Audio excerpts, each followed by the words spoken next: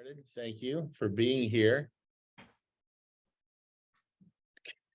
I heard from Kurt yesterday, and I don't know, he just had like a piece of bombshell evidence that we've been looking for a long time, which I'm not going to talk about right now, but it was a pleasure to talk to him. So many wonderful people that we've known over the years are here, either on Zoom or here in person, and it's really great to get to see everyone.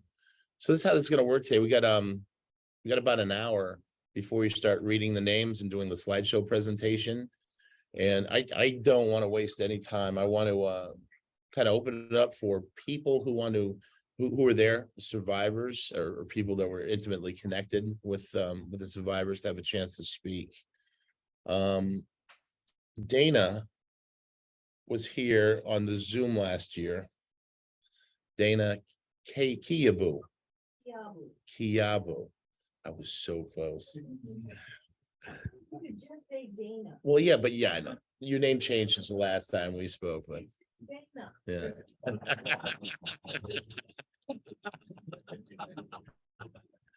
I was trying to impress you, okay? You need to say a word to impress me. So I think I'm going to start with you because last year it was the first time I think that I'd seen you on the come here for any of the memorials that I can recall. And you had all these wonderful stories about people that I knew that I was not privy to because you were there so much earlier. Before I was only there for a year. And some of the stories you told about some of the people, just like it had me in tears. It was, you stole the show as far as I was concerned. And would you like to come up and talk about some people? Because that's where I just want to get right into it. We're going to talk about some of our friends that are no longer with us. You can sit right here. It's going to say Kathy Wessinger. That's going to be your name for now. That's a good name to have. We have you speaking to them. Good morning. Good morning. It's still morning, right? I made a little note, a lot of little notes for myself here, so.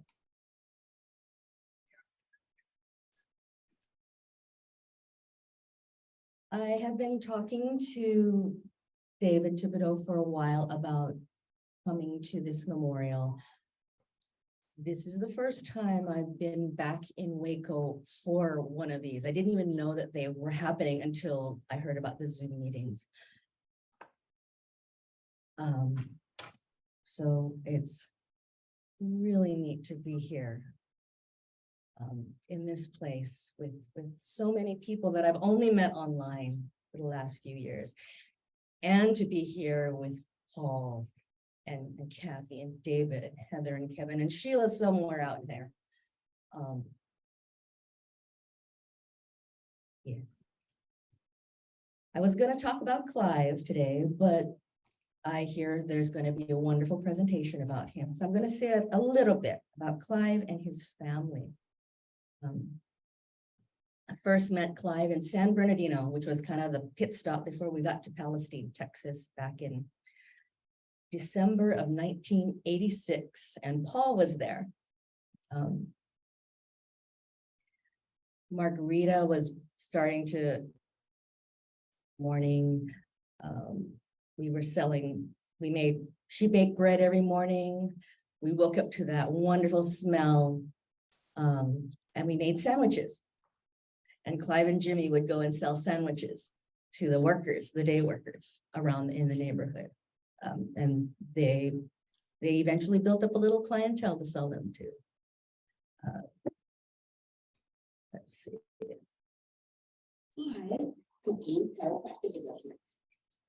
One of the things people don't know about him. I have no clue where he learned that, but I enjoyed his services. And that's where I first met his daughter, Karen. She did pass in 2018. But Karen was a very special person to me. You know that show Sister Wives? We never had a good term to call ourselves because, we're not in-laws, right? And yes, for those of you who don't know, I was a woman of the House of David, which was one of David Koresh's wives. Karen and I were both married to him. She babysat my children. And just a wonderful, sweet person. She wanted to have her own children and she never did.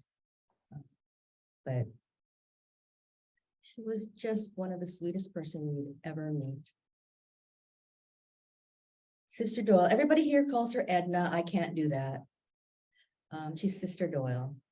That's Clive's mother. She also watched over my son. While he was in Mount Carmel, I was in California going to nursing school. She took him under her wing and, you know, I never had to ask anyone for help with my kids. It was just there, it was given, and they loved my children as if they were their own. And yeah, they were David's children, I get that. But for me, they did something for me and for my kids, and I will never, ever forget them. I promised my children I'm not going to talk about them. So I'm not going to talk about them, but I am going to talk about who they are to me today. They are well aware who their father is. And as I said before, I did an interview with Inside Edition, and what they printed was, or they showed, was me talking about a memorial we did. I started our own little memorial every year on this date. I wrote the names of the children who are their brothers and sisters in a little notebook, and I would read them to them and just say who they are, because I didn't want them to lose the connection to where they've been, or to where I've been, their history. We've kept in touch with their siblings through the years. And although I don't see everybody all the time, I know that people are okay, you know? Are they happy? Depends what day it is. I got really, really sick a few years ago. I want to tell you who they are. My sons got together, decided, you know, they were living, my younger one was, I'm not going to say their names, but my younger one was living not at home. Older one was at home. They actually, he was on the mainland when this happened. They and they're going to pay rent and help with the mortgage. I had depression. I became really depressed, and it had nothing to do with this. It just happened.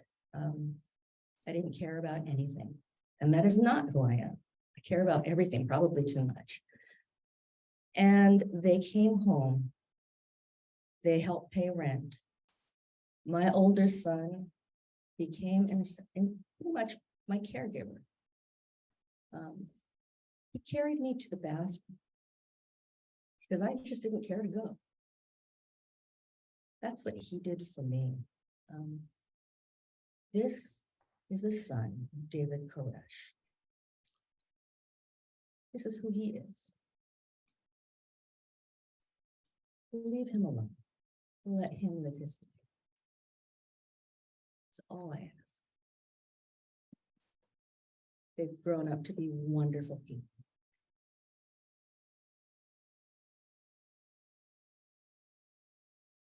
Thank you, Dana.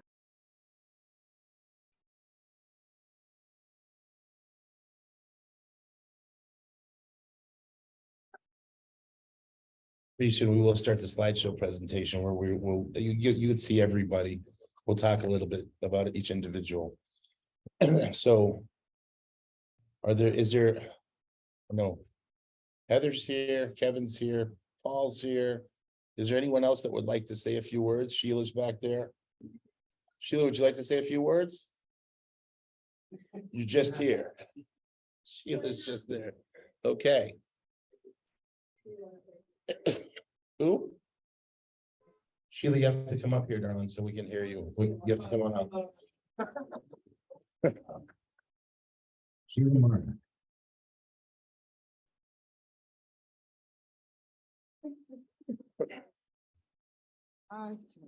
Sit here. Oh, No, they gotta see it. You gotta see it. You're in Zoom land. okay. I'm just very thankful for all the years, for all the things that everyone has done and said and all their support. The most important thing is that we were trying to show that we could have forgiveness in our hearts, no matter what happened. Hello, senor. Well, Will you please move you guys? We're talking. and Okay. with all the ugliness, the unhappiness, all the sadness, there was still to be forgiveness in our hearts for whatever happened to us. We were taught that by Christ on the cross. And we look forward to just seeing everyone again, to seeing a better life, better world. And no matter how much it hurts every time we think of the fire and we think of the pain our family went through inside that place at that time, we still have hope that our heavenly family is going to make everything right. And what we've experienced in this world all these years is going to go away. And there won't be any remembrance. And we go through all these things for a reason. We trust God for why. And that's the comfort I have with myself and for all the people I keep hoping that when they go through even greater things that we've gone through these last 30 years, things in the end is going to be what we don't want to see.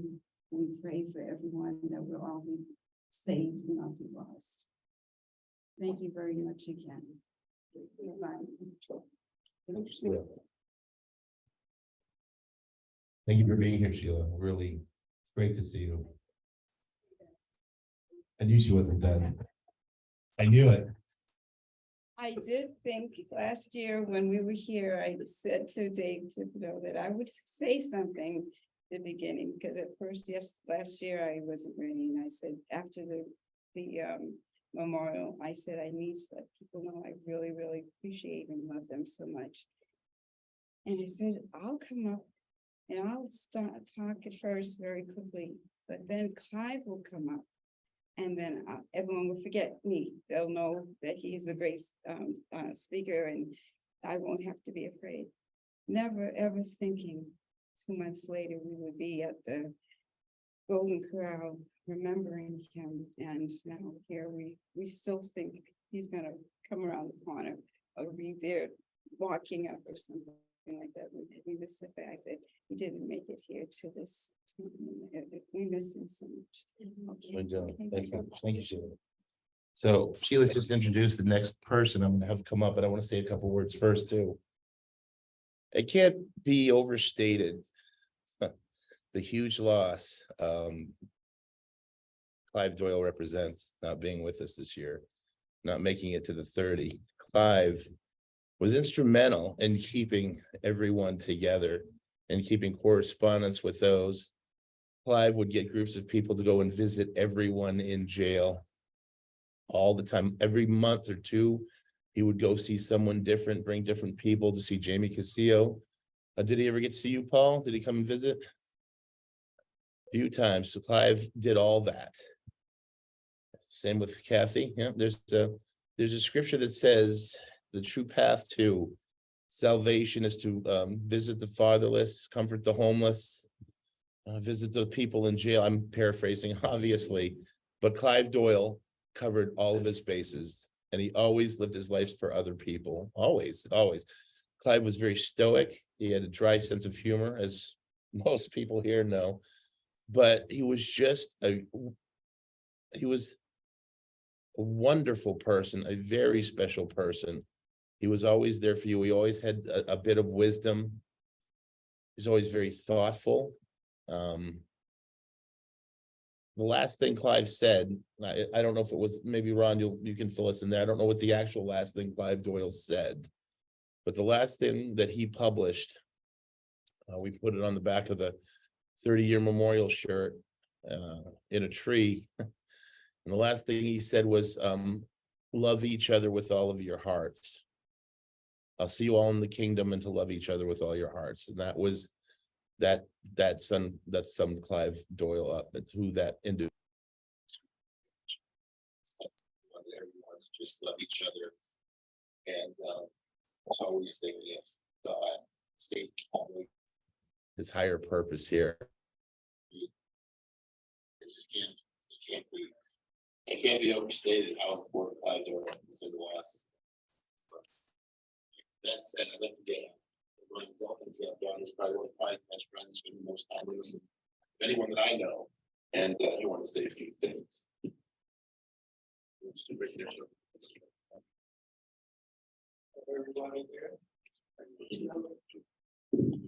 Hello, everybody out there. My name's Ron. I first met Clive in 1997 when he came through Philadelphia on his way up to Massachusetts. States up north. Sit with, visit and reminisce with family, the Branch family. At that point, I had the same experience that everybody else had had watching this on TV, all the drama, and eventually the trauma. Clive brought with him a VHS cassette of Waco Rules of Engagement. Myself, I might have been one of the first 100 people to actually see that film, and I've always appreciated that. Of course, I appreciate Clive today in a very much a different way. In 97, I met him. In 98, I came down, took a couple Bible studies. I thought I'd only stay a couple weeks and see what I could see. And I didn't think there was any further knowledge, but there was increasingly further knowledge every week in the Bible study. And I came to know a lot of the survivors. And everything that David Tibbs said is absolutely true about Clive. He was a servant of God, and as such, he was a servant of man every day in every way. So let's try turning the microphone on and move closer to the Okay, computer, and let's see if this sounds better. thank you, and pardon me. Like I said, he was a servant of God. This microphone is no longer on. Okay. On, off, on. There we go. So here we are 30 years later. And Clive would have, would have done anything to be here. And not just for himself, but for you all and for you all on Zoom. I've learned so much from Clive as a friend and as my mentor. I can't be like Clive. I am who I am what I am. Clive, at certain points in my living here, pulled me out of homelessness. I slept on his sofa for 6 years, ruined that sofa. And eventually we found another house and got my own bedroom. So that was marvelous. As much as people know me and think of me as perhaps being Clive's caretaker, for the first 20 years of our knowing each other, he was my caretaker. And the last 5 years, they were downhill for him, as they were for everybody, are for everybody. And I don't want you to remember these last 5 years. I want you to remember Clive as he was, as a very strong individual, very stoic, understanding of everybody.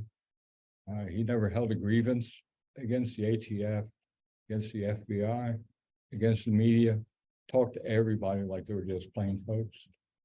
Yeah, that's probably all I can say, and there's so much more that everybody else wants to say that, so I'll leave that to them. I don't know who's going to speak next, but I'm going to stand up and let them do it.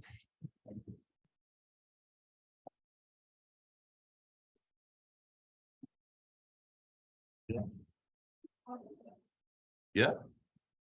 All right, ladies and gentlemen, we have, thank you, Ron Goins. We have Kathy Schroeder, we have Scott too, who I want to say a couple things, but Kathy would like to say some things about Mike Schroeder, who was killed trying to get back into the building on February 28th after the BATF attack. He was trying to get back to see his family and was gunned down by the ATF. So thank you, Kathy. Thinking about Mike. Have a seat and make sure that we can see. Good morning, everyone. Hi, Starla. I want to say something about Clive first, because Dana brought it up. Clive was a chiropractor in my book. And one day I had done some work in the kitchen, moving. We had these big number 10 cans of vegetables, really heavy. I was moving them all, big stacks of them. I threw something out in my hip, my back. I couldn't even walk. But I called Clive over and he relieved my pain and my day was better because of Clive. That's the kind of person he was, and he was always there for you. I don't think a day went by where he wasn't helping someone with something. Anyway, that's Clive.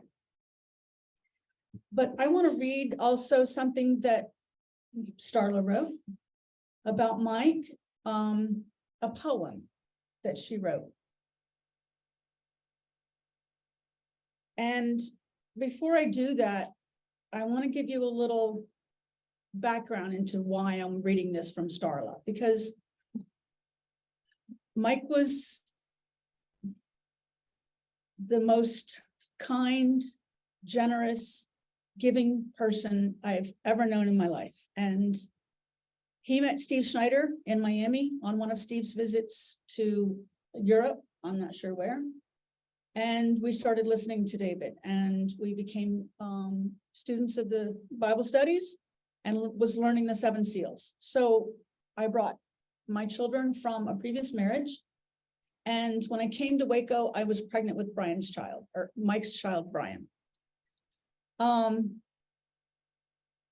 Mike never really got to be a father to this child because of the new light that had come out and we were separated. But I have a few pictures of Mike with Brian, and Brian now looks just like Mike, sounds just like Mike. You turn around and you're like, whoa, I thought that was Mike. Mike has become a lot of who Scott is because of Mike. The creativity that Mike had and the feminine side of him. Scott got a lot of that. So losing Mike, I knew Mike was gone when I heard a radio report that 3 men left Mount Carmel, guns a-blazing is what they said. I'm like, no, he wasn't in Mount Carmel. He was trying to get in Mount Carmel. And 1 was shot and killed, 1 got away, and 1 was arrested. And immediately I knew which one was which, because I knew the characters of the people. I mean, when you know people, you know what they're going to do, right? And I knew Mike was dead. I knew that immediately. Mike didn't do anything halfway. 110% of Mike went into everything he did, even painting D&D figurines when he was young. 110% into those paintings. So when Mike died, my first words were, I knew he'd beat me to heaven. I just knew it. And he did. Because he believed stronger than I did. He was a better person than me.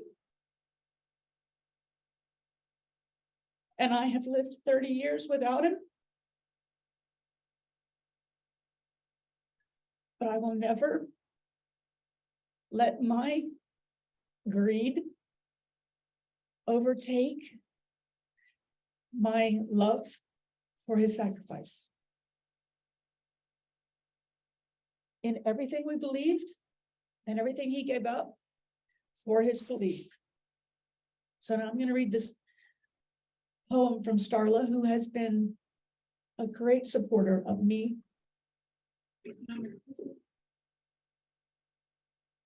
And these last 30 years, she's just always been there.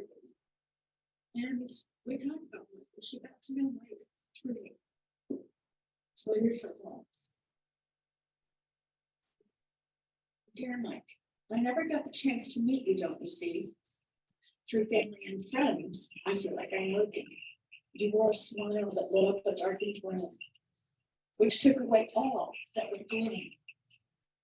You left behind 4 kids and a beautiful wife. You were the love of Kathy's life. She wore a necklace that you did give her. It helped her to remember the way you both were. Can you believe your son Brian is now 33 years old? I'm really not lying. Scott, Jake, and Chrissy are all grown up too. Grandpa, their kids would all be calling you.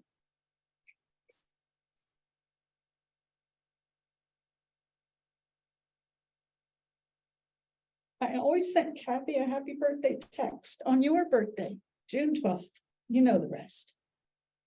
It has been 30 years since you have passed away. Your great myrtle tree in the wind does sway. What was really your crime that day you died? We do know that the media really, really lied. What you were trying to do was get back to your house so you could be with your kids and your spouse. So Mike, out of tragedy comes something good. So many people know you that never really could. God, who sits on a throne with a book in his hand, can now tell of your story throughout the land. We miss you. Thank you. Thank you. Thank you, Starla. Thank you, Starla. Yes, down the steps. Introduce yourself. Hello, everyone. Scott, Kathy's son. Hello, Zoom. Most everything's already been said. Everyone speaks so well. And I have a lot of difficulties when it comes to Mike. Generally not the emotional person. But as Mom has now shown to everyone,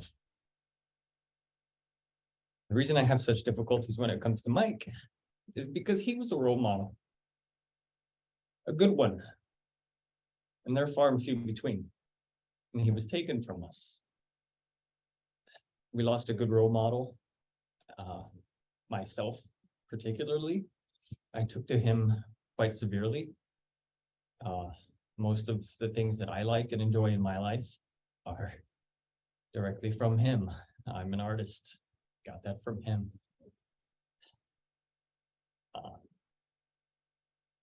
He was a hands-on guy, a handy man who was always doing something productive, creative.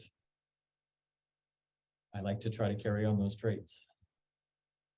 But the biggest thing for me when it comes to the events of Waco is that everybody loves to talk about or debate or question who shot first, who started the fire, who did this, who did that. Oftentimes, especially when the story being told is from the government side, we completely forget that Mike was ever even a loss on that day. We always talk about those that were in the building. Those that were in the building for the initial raid, those that were in the building during the fire at the end. So Mike's often overlooked. That's what troubles me, because to me, we can all sit here and debate who did what when and who was wrong and all that kind of stuff, but Mike was trying to come back to property to get to his family. And as my mother said, when you know somebody, you know what they would have done. Mike was not a violent man. He was not an aggressive man. He was never the guns a-blazing kind of type of person. Whether he actually had a gun in his hand or not would be something I would question. Obviously, it was not there. I would not debate that. But he was not really that type of guy. I could see him strictly just ignoring all commands to stop whatever he was doing. He, like Mom said, 110% no matter what he did. I can put myself in his shoes today in that same scenario, and that's what I would have done. I have 2 daughters. If they were in danger, God himself couldn't stop me to get to them, and that would have been his goal. So I wish that there could be some questions answered. I know I'll likely never have them answered, unfortunately, but I would really love to know why it was necessary to kill him. You can look at all the evidence, you can look at the autopsies. It just cries absolutely unnecessary to me. With that said, a few words of Clive. I didn't know Clive as well as a lot of the other elders here. But I knew him much the way that they did. He was always there to help other people. Again, like that, I try to be the same way. I try to carry that on in myself. Anyone in need, if I have the means to help, I offer it. Love your neighbors. That's all that comes down to. Love one another. It is unfortunate he's no longer here with us. He was a beacon of this whole memorial, this group, all of us survivors, is the glue that held us together. I would also like to extend that to our wonderful Catherine Wessinger and her entire team. For me, at least personally, it has been what has got me back involved. She's the only person who made me feel comfortable in sitting down and doing an interview. I know what the media does a lot, as we have mentioned much here today. So I want to thank you guys for everything you've done. Absolutely love you guys. On the notes of a lot of the things that have been said today, my little quick snippet. What can the new media do? Be better. Lack of simplest way to put it, be better than we've been in the past. I understand how things work in our society. Headlines, you got to get customers, you're a business, you got to make money, that all works. But media is supposed to be about truth. That's what you're supposed to do. That is your job. Your job is not to get clicks. Your job is to tell the truth. Do better at that. Try not to just clickbait things and do headlines and all that stuff. Be more fluid with your content. Don't just do, oh, she said this and then cut out the left. Leave context in. I get that. I understand there's things there, but context is so important. Without context, those words don't mean anything. And in my humble opinion, that is largely what causes a lot of problems in our modern society. Lack of context. We have a lot of conversations, but they're not honest. As Tibbs has brought up much today, the divide in our politics in this country is because people are talking past each other. They're not actually talking to each other. So I would like that new media nowadays try to improve on that. Do better at that. Thank you everyone for being here. Scott, I have a question for you before you go. Gotta put me on the spot.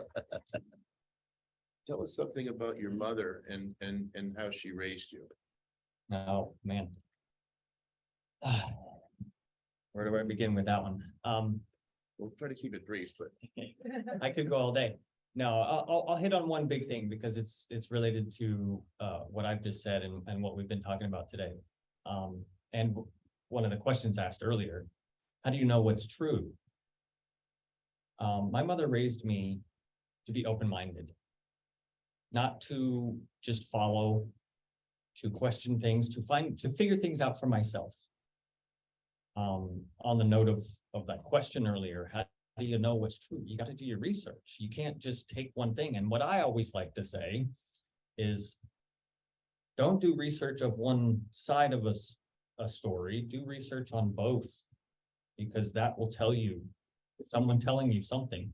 There's things like, I think you put it in a nice little term of picking up on the way people talk or something. You had a nice little term for it, Dave. I can't remember. Nor I. Right? But you can generally read whether someone's being honest or not. If you read the whole context, like I said, you're not going to get people's intentions with little things. But my mother raised me to be open-minded, to figure things out for myself so that I would never just be someone's tool, that I would be able to grow and learn things for myself. I'm very thankful for that, because that's what gave me the ability to do what I've done in my life and to view things from a very open-minded perspective. Namely with Waco, I've always said I feel like I'm a slightly unique perspective. But that's because I look at things from all sides. As a survivor, I still try to put myself in the shoes of the agents on the ground that day. Throughout the whole process, I was not there for all of it. I was one of the first kids who left, so I have a outside the box perspective while still also having one from inside the box. I knew these people, I knew the community, I knew what they were like. But by being able to see things from more than one perspective, it allows you to see a much bigger picture, which is so much more important than just seeing little things. So I thank my mom for raising me that way.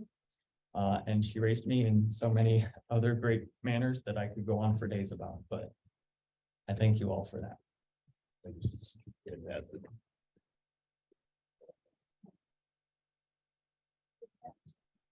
One more thing. You've had your chance. Come on.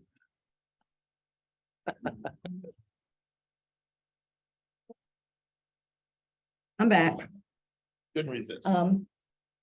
One other thing I meant to bring to everybody here, particularly to the survivors who are here.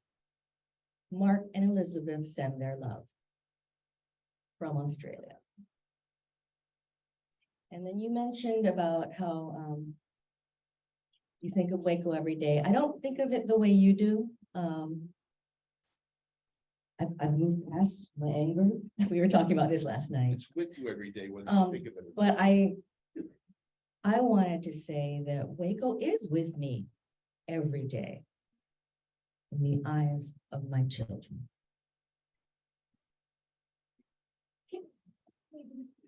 Already. Just remember, we have other people running out of time. I know. Choppy, choppy. Choppy. I'm a mother. The only role I have had for, how old are you, Scott? That many years, the main role that I have had has been to be a mother. I was in Waco for 3. I was in the Air Force for 3. I was married to my first husband for 3. All those bits and pieces of 3 years make up who I am and are a part of who I am. But the biggest and most important role I've had my entire life has been to be a mother of 5 of the most beautiful children a woman could be blessed with. So that's all. Heather. Do you want to say something? Everybody loves you, Heather. I have so many well-wishers that get in touch with me about Heather Jones and some of the interviews she's done. If she doesn't want to get up, I'm not going to make her, but this is your chance if you, what's going on? Just talk about your day. That'll make me cry. I know. Hi, Heather. Hi. I'm not sure what to say.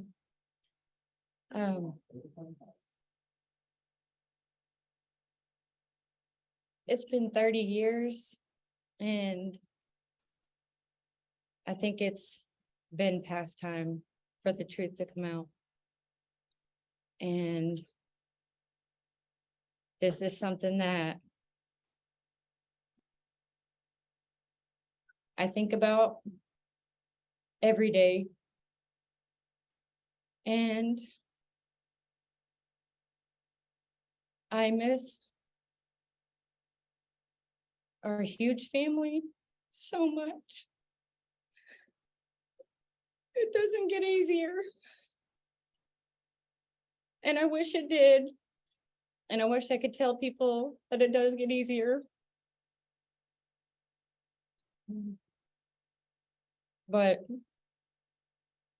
there really is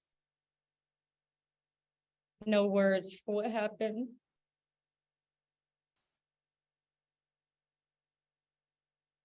I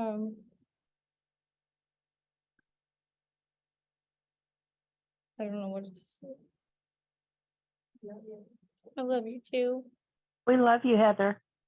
Love you too.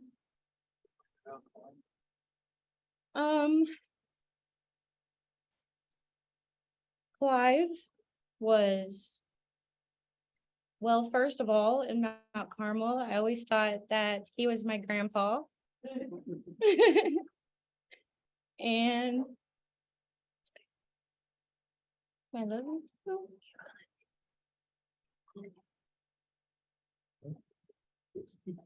Clive was a really good man. He was smart and kind. And he was a good chiropractor. Anytime we needed him, he would always come over and give us a treatment. And it will never be the same without everybody.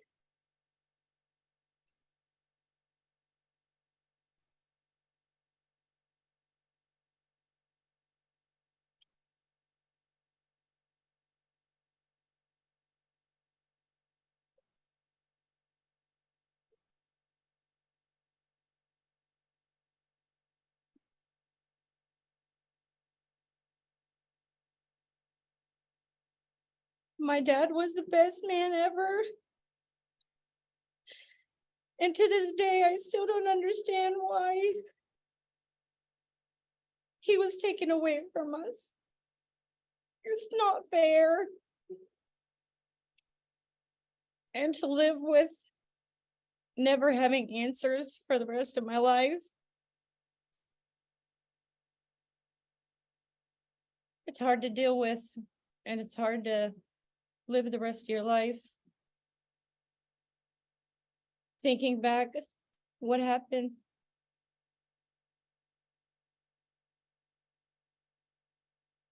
I love you, Heather. And Kevin.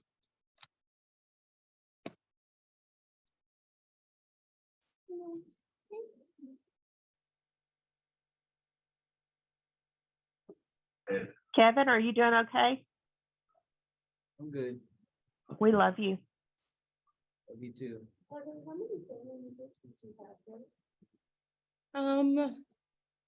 That passed away.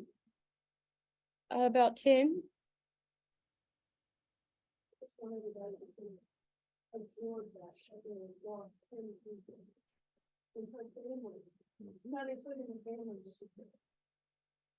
Dad, Grandpa, Uncle David, Aunt Rachel, Aunt Michelle, 6 cousins.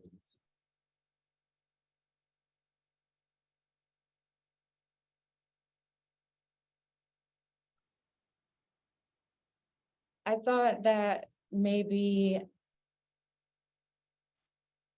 that forgetting everything would make it be easier to live life. But there's just no getting over this. It will be on my mind and in my head for the rest of my life. And to have no answers to why it happened, just for people to keep spreading lies and making up rumors about what everyone did. I would never make any excuses for David Koresh. Everyone can think whatever they want to about him. But the people that were murdered there that day, it was just uncalled for.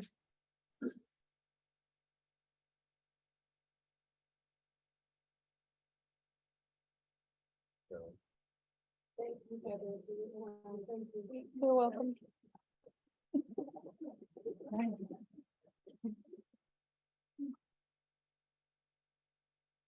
I have a follow-up.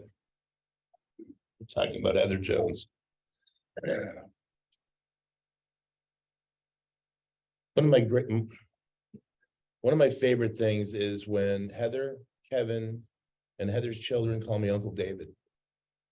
And I'm just gonna relate a little story. I took Heather's daughters the other day and we went, we saw the Texas Chainsaw Massacre house, okay? It was fun.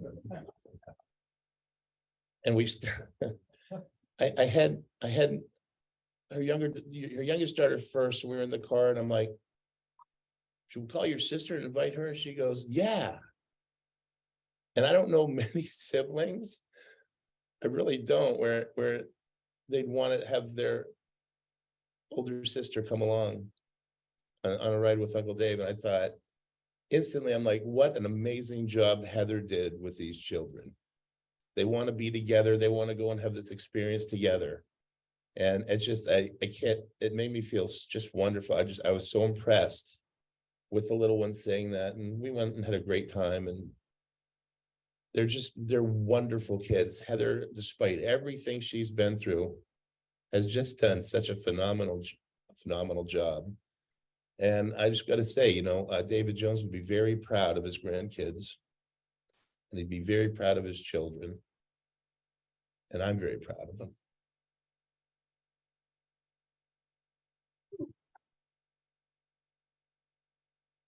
Thibodeau, you're supposed to give Heather a hug for me, remember? I will. A big hug. Okay. I will. So we got last but not least, I was supposed to say something too. We're running out of time. Paul Fatta, would you come up and say a few things about some of your friends? Paul Fatta is here. Now, this is a very rare treat.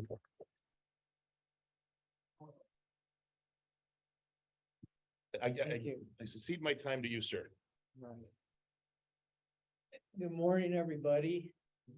I just want to tell you that over the years, it's been 30 years already, and I agree with what Heather says. I can relate.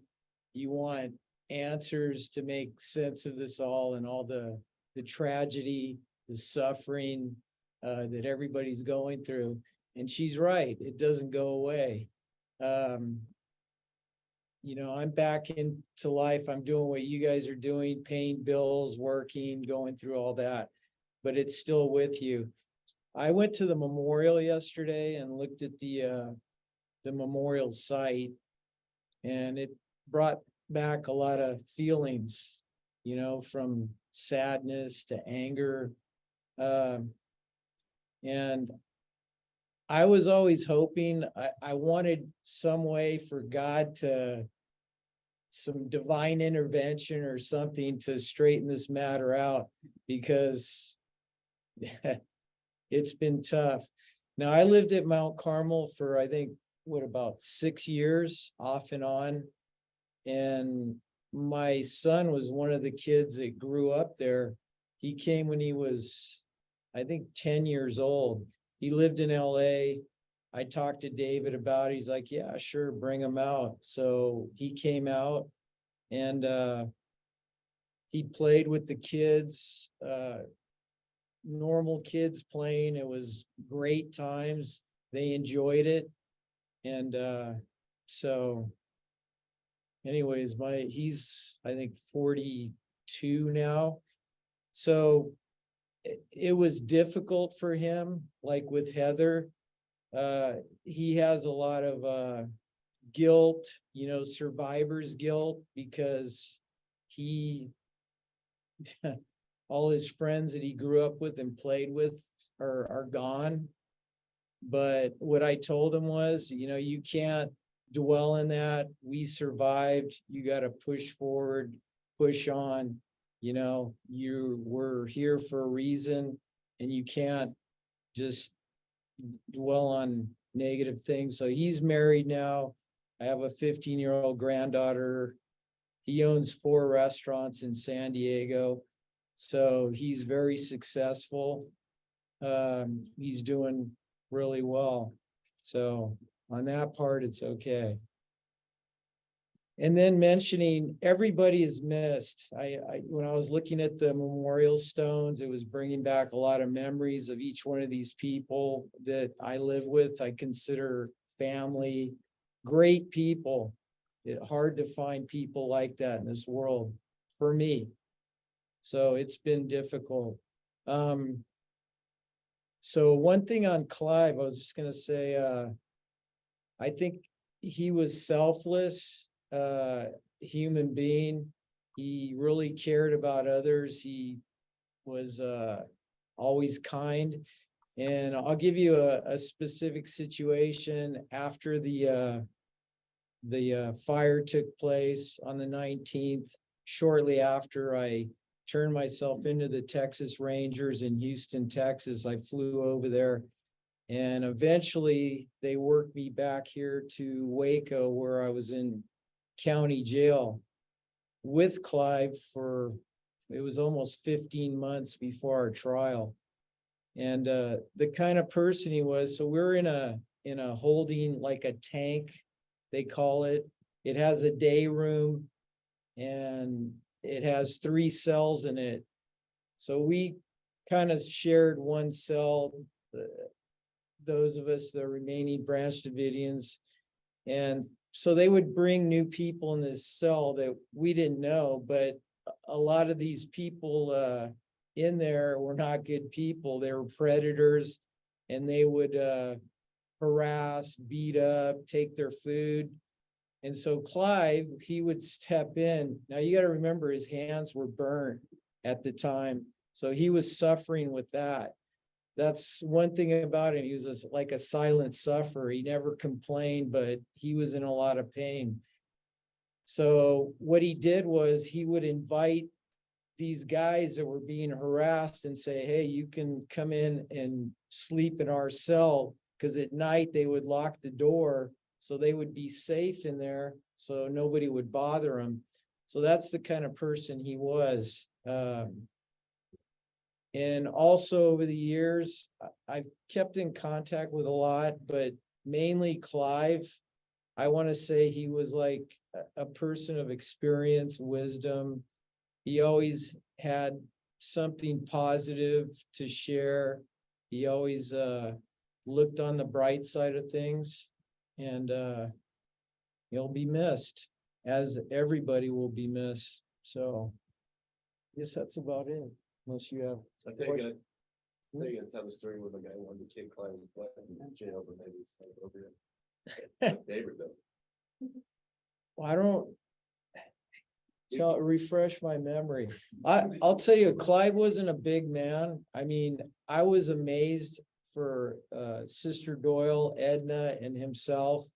They were the hardest working people I've ever known. I mean, they would lift heavy things. They were incredible, both of them. I don't know the exact story. There could have been quite a few of them, but kick his butt, and then he said something really. I know that Clive wouldn't put up with anything, although he was very gentle and you know what? I don't remember the story. Okay. There was a lot of them, but Someone said he was gonna. but the great thing is, you know, we got transferred to every county jail across this. We ended up in San Antonio where we had our trial, and Clive was always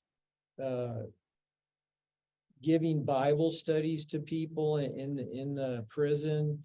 He was communicating, you know, he will be missed, as well as everybody else. So Thank you very much.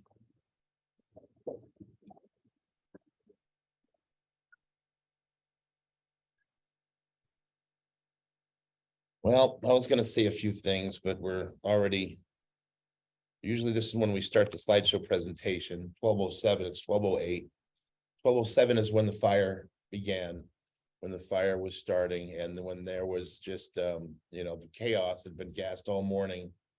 A lot of things had taken place, the tanks went through the building, they made huge holes in the building. If you spoke to a fire marshal, as we did, a fire marshal who wasn't allowed to testify at the civil case, which blew my mind. You have expert testimony and they're not allowed to talk in front of the jury. That's, how do you get any kind of justice that way? Some had said that those holes in the wall made an oxygen flow system through the building. So when it would go up real fast. You noticed while the building is burning, it's very black. The smoke is very black.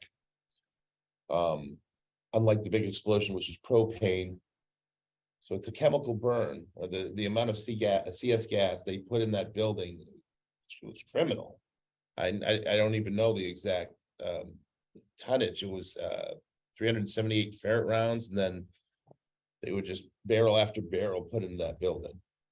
So they were causing a kind of hell in there that if there were fire to have been introduced, it would go up very quick. And I don't think there was any. I think they knew that. I'm going to try something here. I was made aware of a tape recently. It was this is a dialogue between one of the negotiators and Julie Martinez.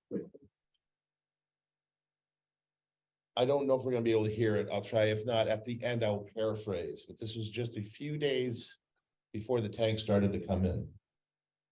This is Julie Martinez. She had 3 or 4 children there that died in the conflagration. I know you want to send your kids out. Please send your children out. David will let you come out. David has repeated that you're all free to go. And if you stay, it's your choice. So please let it be that if you choose to stay. But your children are not old enough to make those decisions. Well, come on. Well,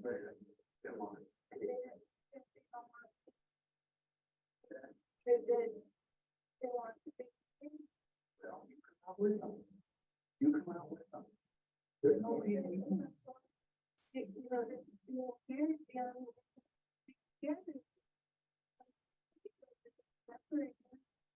Listen, I sent graphs in, I sent tapes in. And You know what that made me with my children if I grow up?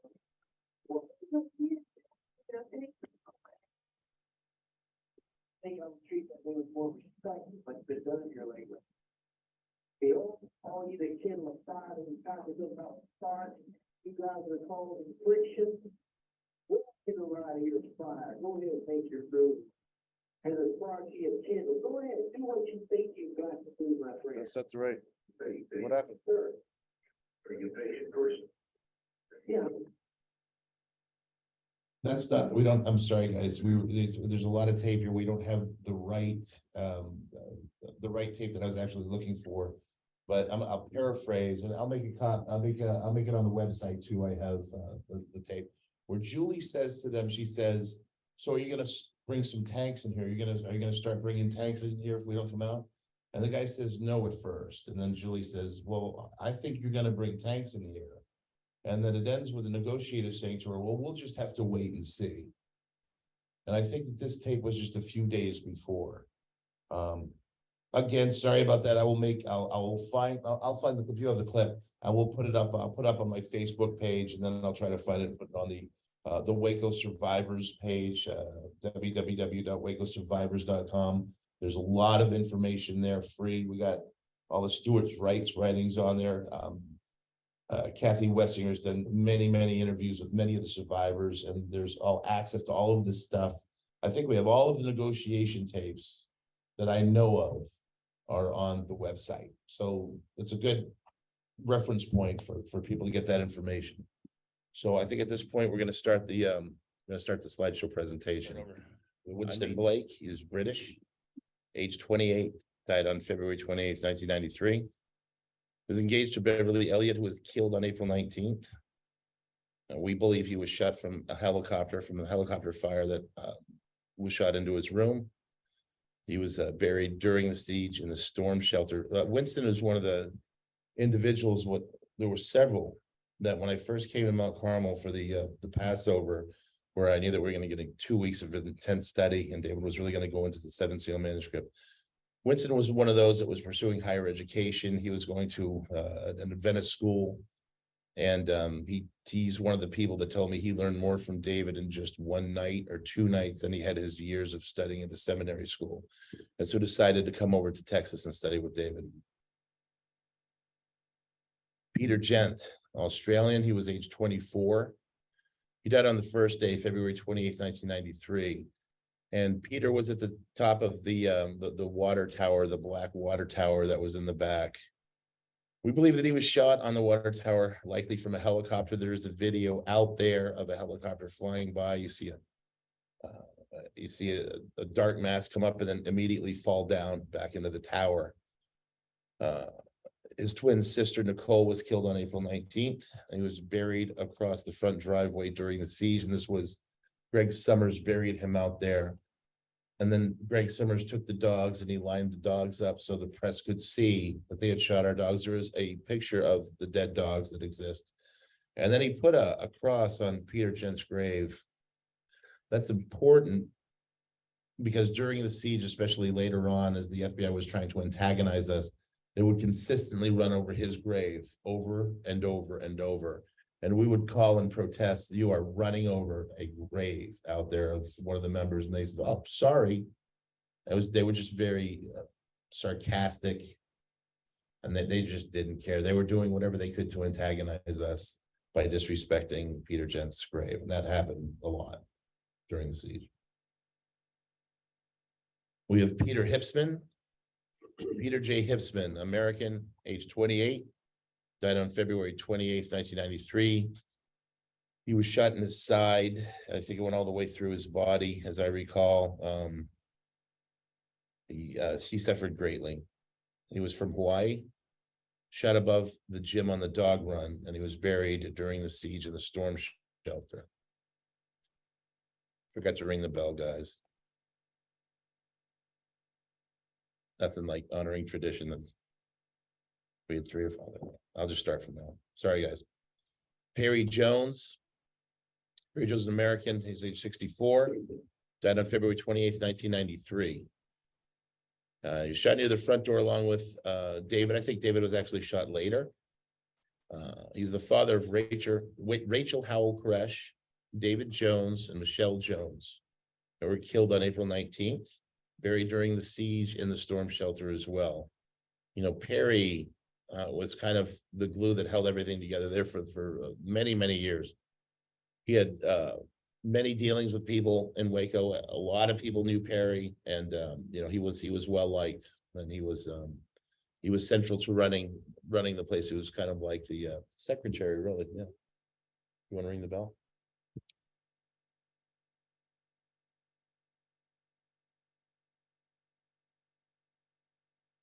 We have Michael Schroeder, American, age 29. Died on February 28th, 1993, as he'd been talked about by his family here today, trying to enter back into the building and get to his family. He's from Florida. Killed behind the property, shot by 17 agents. Father of 1 son and 3 stepchildren. His wife Kathy exited Mount Carmel during the siege. And this wasn't mentioned, but I feel like mentioning it because I think you should all know that the fatal shot to Mike appeared to be very close range to the back of his head, execution style. Is your taxpayer dollars at work?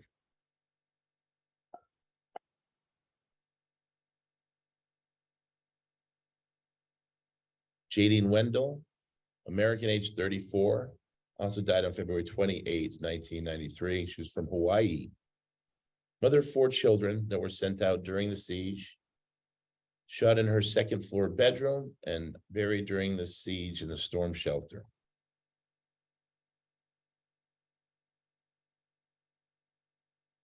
We also are going to honor the 4 ATF agents that died at Mount Carmel, because this is about human life, the tragedy that could have been avoided on both sides. These agents did not need to die. Frankly, I shouldn't even say this. I don't care, whatever, I'm gonna say it. Had their bosses, had the people that planned this raid had done what they said, and if they lost the element of surprise, not gone forward with the raid, these agents would still be alive. Conway LeBlue, American ATF agent, age 30, died on February 1993. Todd McKeon, American ATF agent, died age 28, died on February 28th, 1993. Robert Williams, American ATF agent, age 26, died on February 28th, 1993. And finally, Steve Willis, American ATF agent. He was age 32 when he died on February 28th, 1993.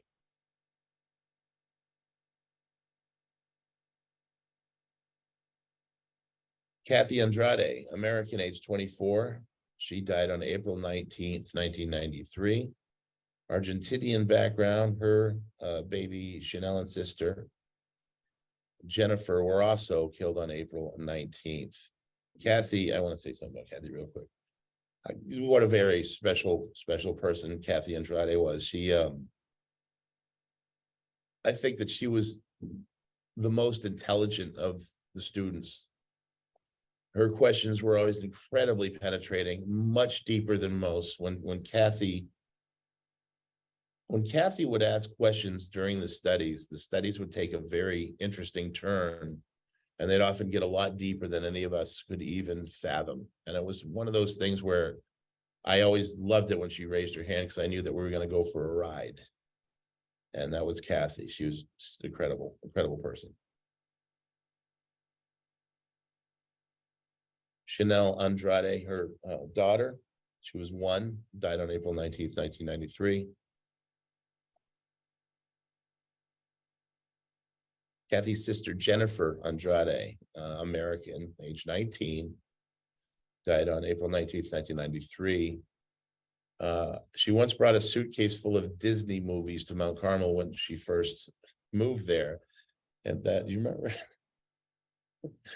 So yeah, we watched a lot of Disney movies after Jennifer showed up. It's just a beautiful, but what a beautiful person. That's the kind of mind. Just innocent and, I don't know, full of wonder.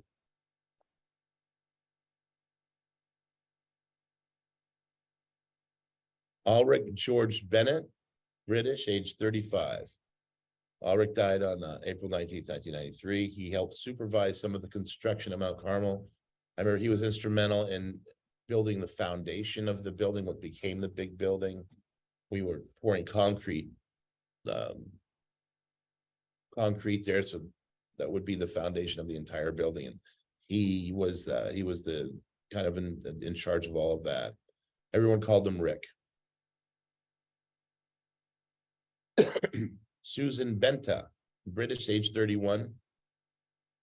Susan died on April 1993, is Jamaican descent.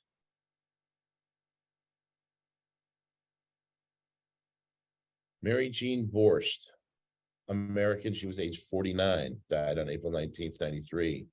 Heard David speak in Northern California with Trudy Meyer and Ophelia Santoyo. She joined David's group in Palestine, Texas during that era when they were off the property. Her son Brad later became a policeman in Colorado.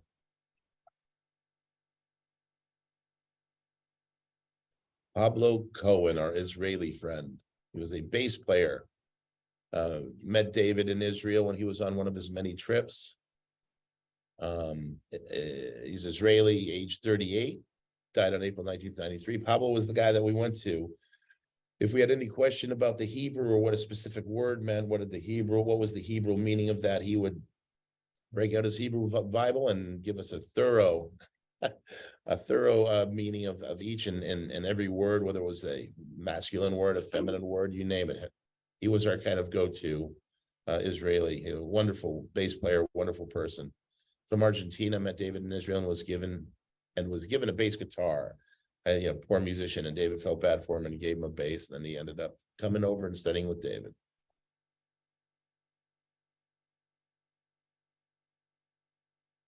Abidawalo, Double. Dabo, we call him Dabo. You win the Dabo Davies, thank you. British, age 30, died on April 19th, 1993. He's from Nigeria. Everyone called him Dabo. Still want to translate. We'll talk.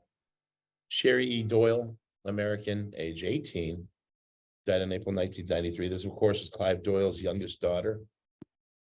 Spent much of the siege in the chapel with Clive and with Marjorie Thomas. And she's just a very special girl. She had the greatest smile every time I saw Sherry. Just kind of lit up a room. I was a wonderful person.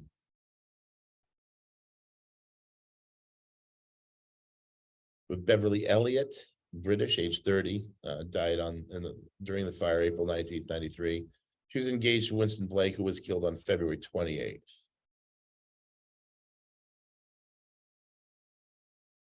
Doris Fagan, British, age 60, died on April 19th, 1993. Livingston Fagan is her son. He was the last one negotiated out of the residence during the siege. We have Yvette Fagan, British, 32, died in April 1993. She's the mother of 2 children sent out during the siege. Mother-in-law Doris was killed on April 19th. Her husband Livingston was the last one negotiated out of the residence. Yvette. Lisa Marie Ferris, American, age 24, died on April 19th, 1993. I met David in a music store in California. That's where I met David, and Steve was at a music store in California.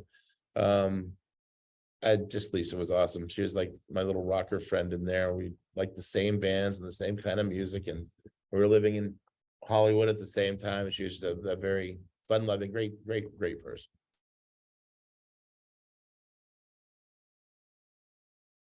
Raymond Friesen, Canadian, age 76. He died on April 19th, 1993. He was previously a Mennonite, married to Tilly Friesen. Both became Branch Davidians. Raymond was one of several people who came into the chapel area on April 19th when the fire started, and who was there. He died back there in the area with Wayne Martin. Everyone had kind of gotten between where the chapel and the gym was. There was a little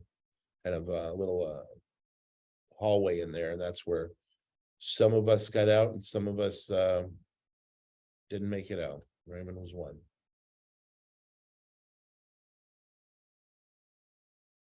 Sandra Hardile, British, age 27, died on April 19th, 1993, of Jamaican descent.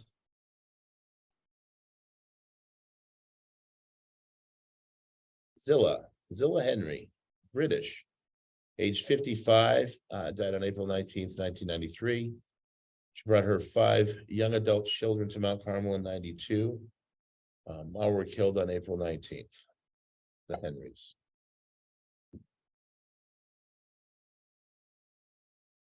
Diana Henry, British, age 28, died on April 19th, 1993. Her mother was Zilla, and her 4 siblings were also killed on April 19th. Stephen Henry, British, 26, died on April 19th, 1993. And the Henrys were, I just have to say this about the Henrys. They were one of the groups that when I first met them, they had that same story that Winston Blake and so many other people that I met and talked to had.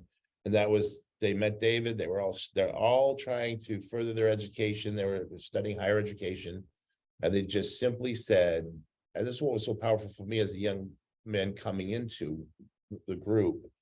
They all said they were studying at seminary school and they learned more from David in 1 or 2 nights than they had their years of studying at their institutions, paying the thousands of dollars. And they're like, we should just be studying with this guy. This guy really knows what it says. And they left. their countries. They left their schools and they came to study with David because they just really believed that he had something that nobody else did. And I heard that story over and over again. And this family was one of those families. Stephen Henry, age 26, Mother Zilla, and 4 siblings were also killed on April 19th. Paulina Henry, British, age 24, died on April 19th, 1993.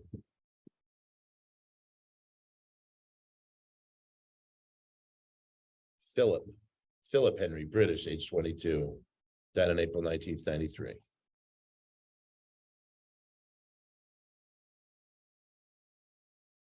And then Vanessa Henry, British, age 19, died on April 19th, 1993. Novelette Sinclair Hipsman, Canadian, age 36. She died on April 19th, 1993. She was from Montreal, spoke French, met Clive Doyle in 1981 in Canada, studied with Lois Roden. I didn't know she was doing that long. Friends, and worked cleaning jobs with Bonnie Haldeman. Her and Bonnie were very close. Bonnie talks about Novelette quite a bit in her book that she had written with them. Yeah, it's amazing. Friends, and worked cleaning jobs with Bonnie Haldeman, David Krish's mother. Everyone should read Bonnie's book too, by the way. You really get some of the inside stories. You get to know who these people were a little more in that book. Floyd Heltman, American, age 61, died on April 19th, 1993. Floyd came from New Bedford, Massachusetts, with 2 busloads of people. His best friends was Sylvia, sorry, who was one of the people who came to the chapel on April 19th after the fire had started. Floyd was a boxer. He was the nicest guy ever. He just always had this huge smile. He was always very welcoming. He always made you feel special, like you were the most special people on the face of the earth person. And then he tried to teach you how to box. And he's a very frightening and intimidating person, other than the fact he's got this huge smile. So you can't be scared of the guy until he hits you. And then you're like, that really hurt. But Never tried that with no. It's Floyd Heltman.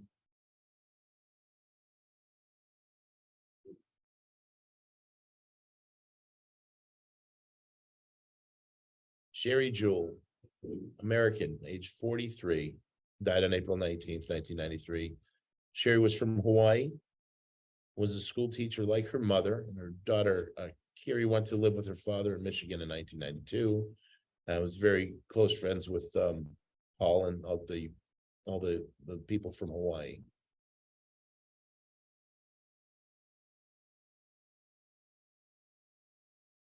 David M. Jones, American, age 38. David died on April 19th, 1993. He was the eldest son of Perry Jones. He was the mailman who learned of the impending raid on February 28th. Dad and sisters Rachel and Michelle were all killed on April 19th. That would be Perry, Rachel, and Michelle were all killed on April 19th. Survived by ex-wife Kathy, sons Mark, Kevin, and daughter Heather, were all negotiated out during the siege.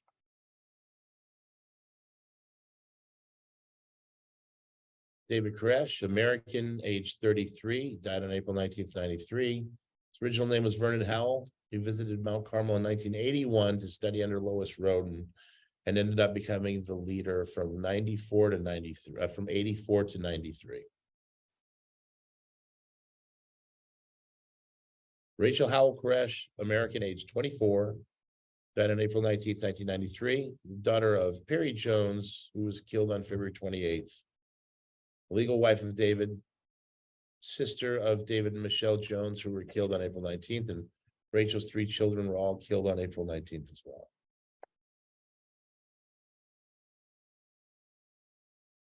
One of her children, Cyrus Howell, the oldest, American, age 8, died on April 19th, 1993. His mother was Rachel Howell Koresh. And his 2 young sisters were also killed on April 19th. Star Howell, American, age 6, died on April 19th, 1993. Mother Rachel Howell Koresh and her brother and sisters were both killed on April 19th as well.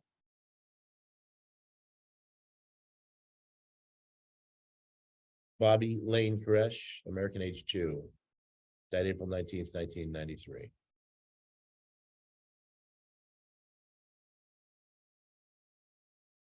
Jeffrey Little, American, age 32. He died on April 19th, 1993. He was from Michigan and Hawaii. He's a computer expert, lived with Greg Summers in No. Hawaii. as That well. was, Greg lived with Peter. Okay, Greg Sorry. lives with Peter. Yes. Okay. This is the, Jeffrey was. All right, so Eddie, we'll have to make that.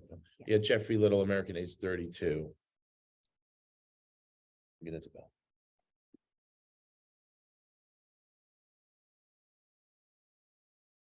Nicole E. Gent Little, Australian, age 24.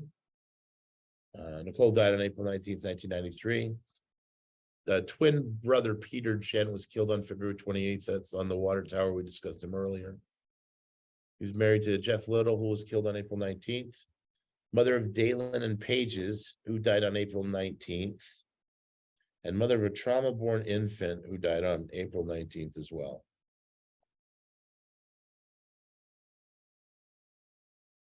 Dalen L. Gent, American, age 3, died on April 19th, 93. Died with his mother, Nicole Gent Little, on April 19th, and Dalen's two siblings were also killed on April 19th.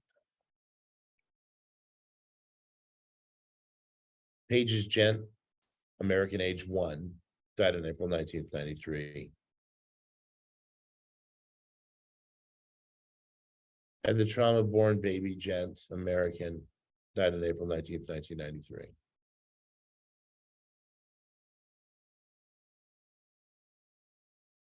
Livingston Malcolm, British, age 26, died on April 19th, 1993. Cousin to musician Bob Marley. I remember, we called him Malcolm. I remember him showing us a picture of him and all his cousins, and sure enough, there was Bob Marley in that picture, and he had like 23 kids or something. The picture was crazy.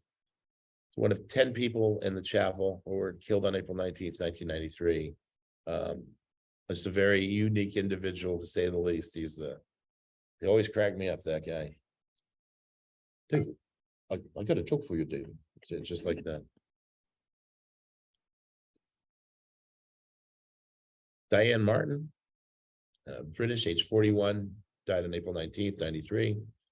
Had traveled to Texas several times to study with David before finally coming over and being there during the siege.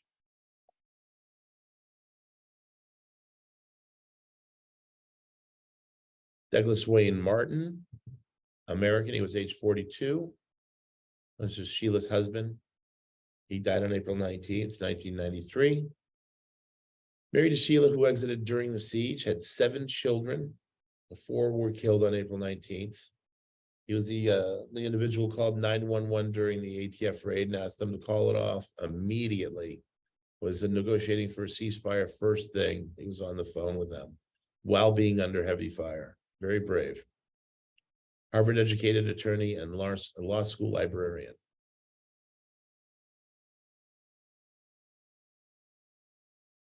Wayne Joseph Martin, American, age 20. This is Wayne's son. Son of Douglas Wayne and Sheila. 3 siblings and father were all killed on April 19th.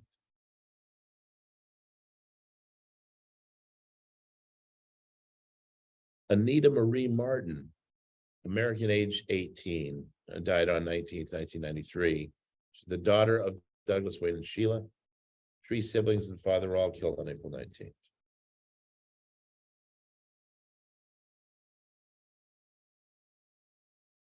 Sheila Renee Martin, American, age 15, died on April 19th, 93. One of the daughters of Wayne and Sheila.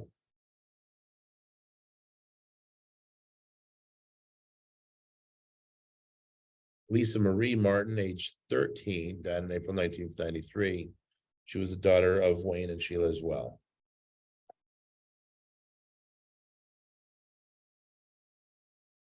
John Mark McBean, British subject, age 27, died in April 19th, 1993. His mother and sisters knew most of the British people at Mount Carmel. His sister Janet McBean was in California with a few other Branch Davidians in 1993. Very, very thoughtful young man John was. Bernadette Monbelly, British, age 31, died April 19th, 1993, was friends with John Mark McBean's family.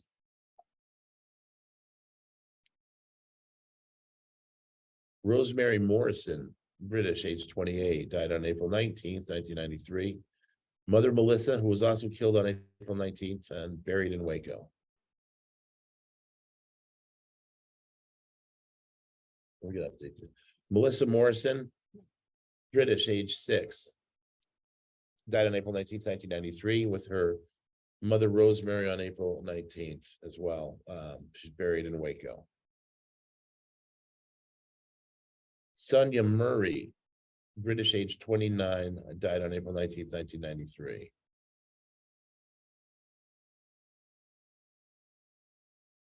Teresa Nobrega, British, age 48, died April 19th, 1993. Of Portuguese descent, daughter Natalie was negotiated out during the siege. Teresa's husband has kept in touch with Clive Doyle over the years.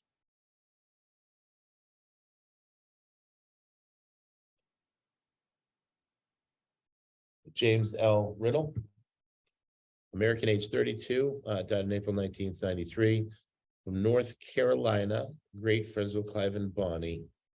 Sister Rita Riddle came out during the siege, and niece Misty Ferguson was badly burned in the fire, but survived and was also one of the 9 fire survivors.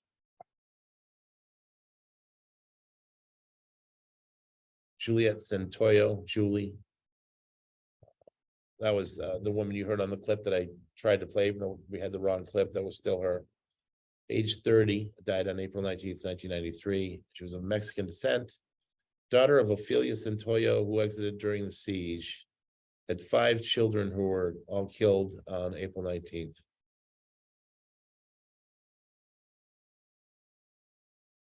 Audrey M. Martinez, American, age 13, died on April 19th, 1993. This was with the daughter of Juliet Santoyo. 4 siblings were also killed on April 19th. Abigail Martinez, American, age 11, died on April 19th, 1993. And that was one of Julie's children as well. Joseph Martinez, American, age 8, excuse me. Died on April 19th, 1993. His mother was Juliet Santoyo as well, as other siblings were also killed on that day. Isaiah Barrios. That kid had $1 million smile, this kid. What a character. He was age 4. Died on April 19th, 1993.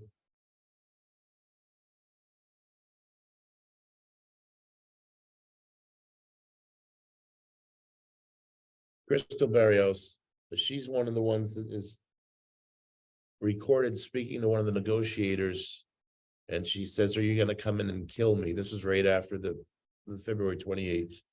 So, you know, the kid's obviously being traumatized by a 45-minute gun battle. That's Crystal Barrios, age 3, died April 19th, 1993.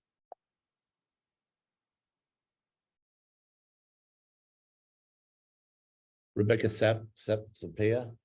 Sapaya. You're so good at that.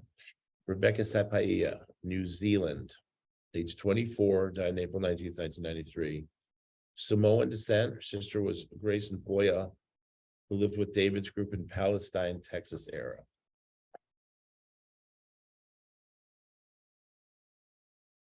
Steve Schneider, American, age 43, Died on April 19th, 1993. He was from Wisconsin. He met David Koresh in Hawaii, joined David's group during the Palestine, Texas era, and negotiated with agents during the siege. Steve was David's right-hand man. He was a great sales guy, just a great intellect, wonderful person to talk to. You could just talk to that guy for hours and hours and hours and never stop learning things from him. Steve was really a gifted individual. Judith Schneider, age 41, also died in April 1993. She was wounded on February 28th, shot in the finger. Wife of Steve and mother of Maina, both died on April 19th. Maina Schneider, age 2, died on April 19th, 93, died with her mother, Judy.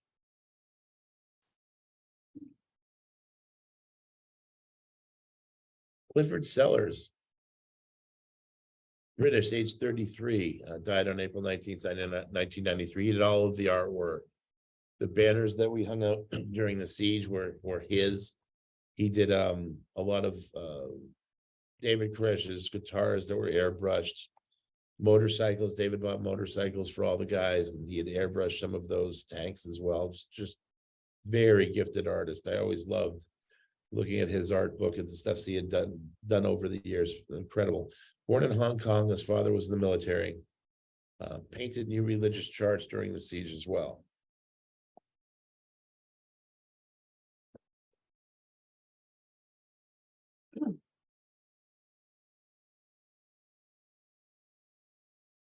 Scott Zanobi. I'm not even going to try. Thank you. I'm getting better. Scott Zanobi, American, age 35, died on April 19th, 93. A Japanese American. Father once came to Waco to thank David Koresh for straightening Scott's life out. That's the part it doesn't say there at the end. Married to Floresita and father of Crystal and Angelica. Floresita Zanobi, American, age 34, died in April 19th, 1993. I'm laughing because I'm just remembering her keeping Scott in place. And she would just, oh man, she gave him so much hell. It was great. Filipino American, married to Scott, who also was killed. And I could hear her voice yelling at him. It's so funny. Right there. Mother to Crystal and Angelica, who were the first children to be sent out after the ATF raid.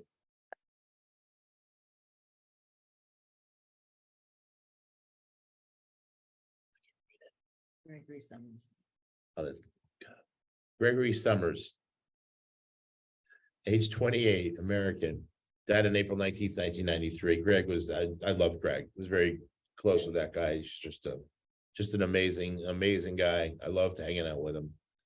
He was the dude that I always try to hang out with whenever I could. We just something about him. He's from New York, married to Aisha Gaiarfis. He worked with Judy Schneider, very good friends with Peter Hipsman. Peter and Greg had a comedy routine that they would perform to make everyone laugh. You remember them. They were so funny.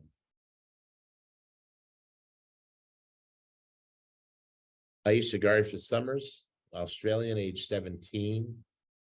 She died on April 19th, 1993 of Hungarian descent. She came to Texas with brother Oliver, who exited during the siege. Mother of startled and trauma-born baby who died on April 19th. Startled Summers, American, age 1, died April 19th, 1993. Died with her mother, Aisha Gaiarfis Summers, on that day, the day of the fire. A trauma-born baby, Gaiarfis Summers, American, died on April 19th, 1993.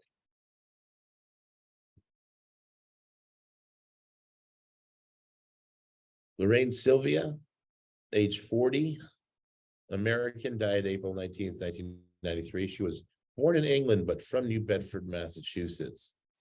Very good friends with Sheila Martin, married to Stan Sylvia, who was in California in 93. Her son, Joshua, was sent out during the siege. Lorraine died with her two daughters, Rachel and Hollywood, on April 19th.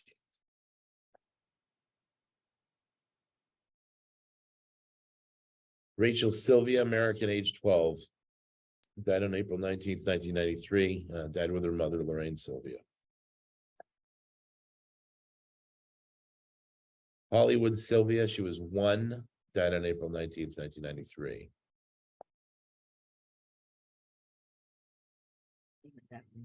Did, I don't know how I did that.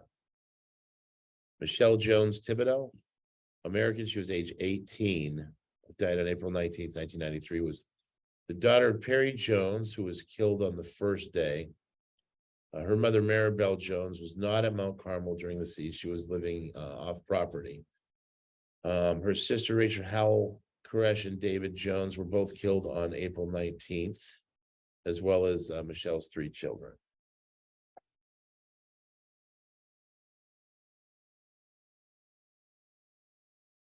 Serenity C. Jones, age 4, died on April 19th, 93.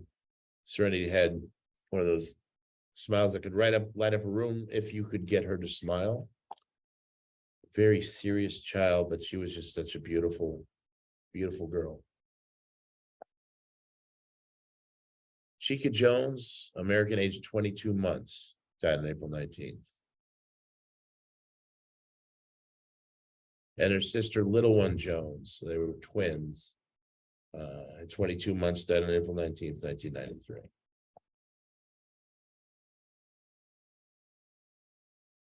Margarita Vega, American, age 47, died April 19th, 1993. But Chinese, she was born in China, came to Texas from Hawaii, married to Neil Vega, who was killed on April 19th as well. Sent daughter Joanne out during the siege.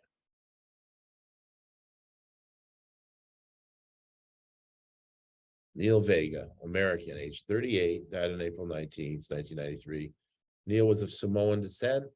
He was born in America when parents were traveling. He's buried in Auckland, New Zealand.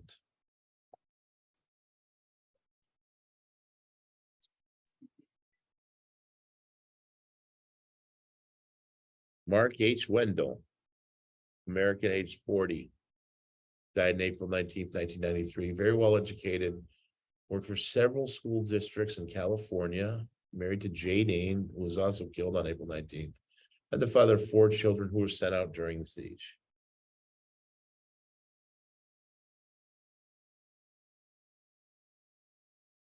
That's the conclusion of the slideshow presentation portion. Before we get to Clive's memorial, I have some names I want to read. These are people that it's a handwritten, just like Clive had it for years and years and years. You would pull out a piece of paper that had names of people that were very close to us, people that supported us one way or another, or people that were survivors that died after February 28th. And there's been a few of those over the years, but all these people were just instrumental in helping us. You got to remember, this is the time after 93. I'd say the vast majority of the people thought they were crazy, insane, bunch of just religious fanatics, can't even talk to these people. I mean, you know, everything you can imagine this group has been accused of. And there were still some of those angels that came forward and just wanted to know who we really were and got to know us. And through the course of the next many years had just great relationships with they were just excellent people, wonderful people. So we're going to mention some of those. Of course, I want to start off with Helen Marie Taylor. This where we're having this the Waco Museum here that Helen had put together, and has allowed us all this time after being off Mount Carmel, has allowed us to have, and I thank you all for the Helen Taylor Museum for still having us be able to put these on here. Thank you all very much. Leslie, thank you for all you've done. Wonderful. So she's first on the list as far as I'm concerned, and a very special thanks to her. And she's missed. Stephen Kreider Benjamin. He died 2020 when he died of COVID. And, you know, Steve was someone that we got to know very well. Jamie Casillo. Our friend Jamie Casillo died, after he had gotten out of jail for being there for Waco. And, he is very missed. Jamie was a very good friend of mine. We went biking together. Paul was, how many experiences we have with Jamie?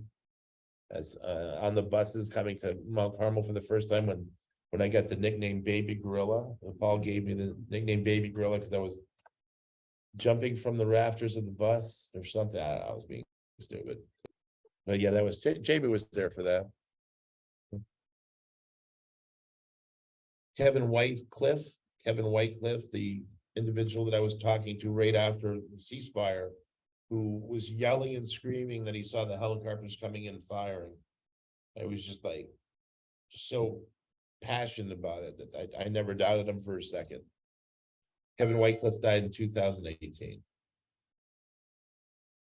Catherine Madison is one of the survivors that came out during the siege. She was one of the what we like to call the beautiful little old ladies that came out, were instantly put in the orange jumpsuits and then put into the 5-point shackles. And they're like, yeah, come on out. Everything's gonna be great. Come on out. Yet we send some of, you know, our oldest elders out to them, and they instantly put them in 5-point shackles and orange jumpsuits, prayed them for the world. Catherine was one of a kind, wasn't she? Wow, you didn't mess with Catherine Madison, I can tell you that. She'd give you a thing or two. She died in 2009. Sheila and Wayne's son, Jamie Martin, died in 1998. He was severely handicapped. He was Wayne's miracle. Jamie has been credited with bringing Wayne to God. Died in 1998. A very dear friend, Wyla Lucas, Henderson, Nevada. She was wonderful. I mean, her archive is phenomenal. Videotapes, pictures of the survivors. She was one of the greatest supporters we've ever had. She was a complete blessing. I wish I would have had more time with her. She was just a wonderful, wonderful person. She died in 2017. We have her husband, Larry Lucas, died I'm not sure the year on that one. Karen Doyle Graham, Clive's eldest daughter, died in 2019. Literally, it was in 2018, just days before we were going to have a memorial. She was on her way, getting ready to leave for the memorial, and died in a car accident. Actually, she was hit by a drunk driver. Maribel Jones, the matriarch of the family, Perry Jones's wife, mother to Rachel and Michelle, died in 2014. Our good friend Mary Winborn, who was at so many memorials, just what a great. She was a firebrand as well. I do not know the year. I'm sorry, I don't have the year, but she died fairly recently.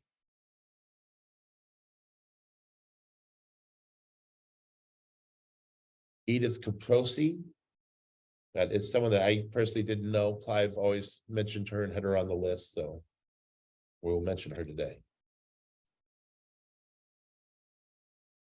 The guy who got the whole ball rolling when it came to the infrared video and was responsible for doing all the investigation for Waco, the rules of engagement. To me, the documentary that changed it all. It certainly changed. That documentary changed my life. I never saw things the same. It put things together for me, things that I didn't understand made sense to me after watching that documentary, and specifically after seeing the infrared video. Mike McNulty died in 2015, and we honor him.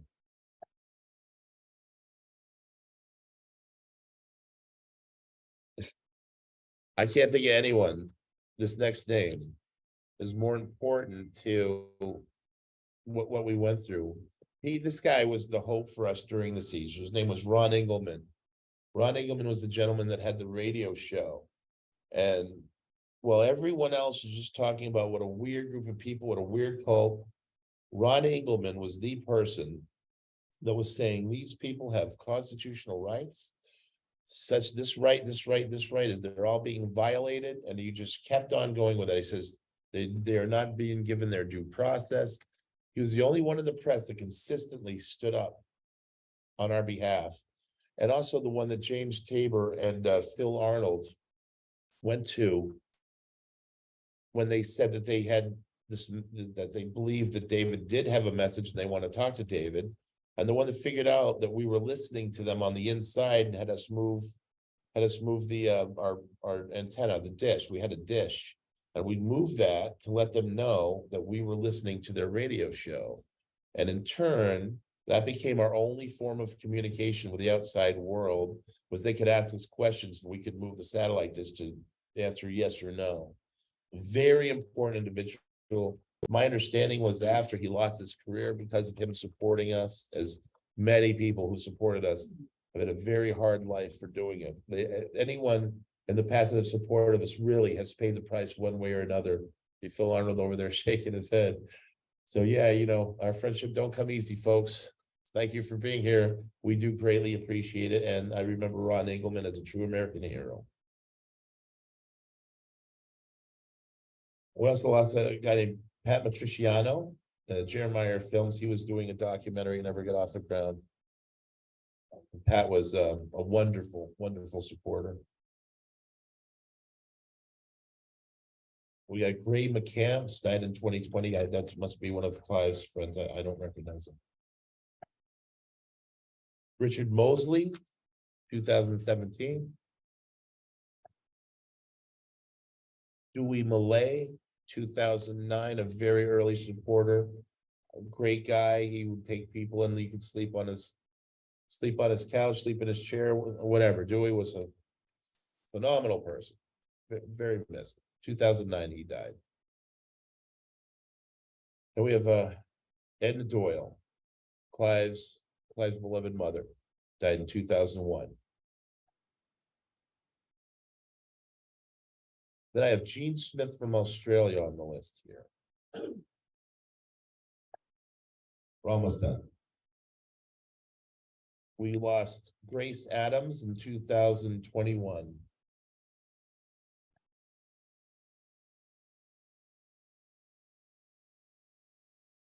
We lost George Pulliam.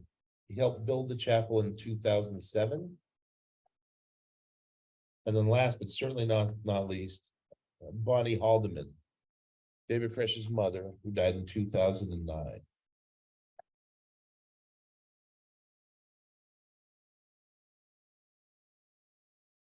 Well, I got a whole spin. She said I should read Clive's Day, but we have 10 minutes.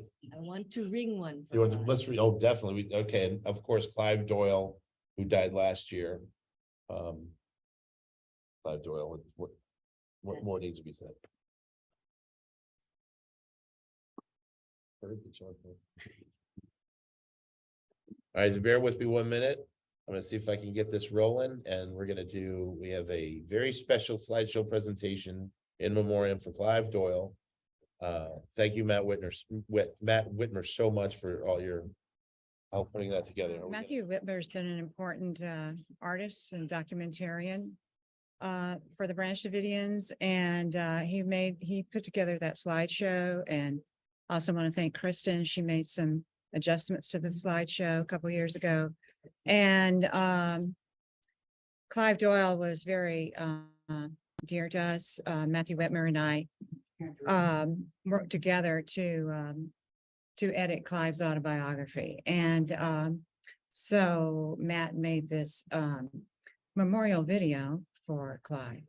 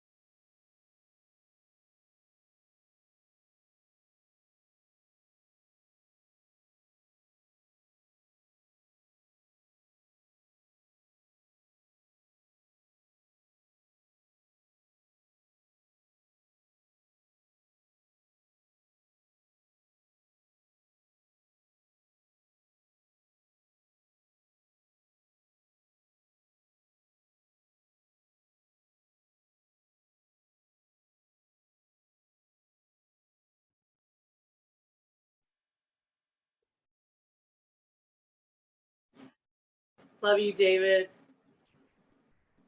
It's good to see you guys. You know the survivors up here for a photo, please? Yes, that means you, Heather. I can see you trying to walk out the door. Thank you all for attending on Zoom too. Thank you all for being here. So. Thank you for sharing this with everyone. Thank you, everybody. It was wonderful. God bless all you guys. Good to see you. Thank you, thank you, thank you. Extremely thank you guys very much.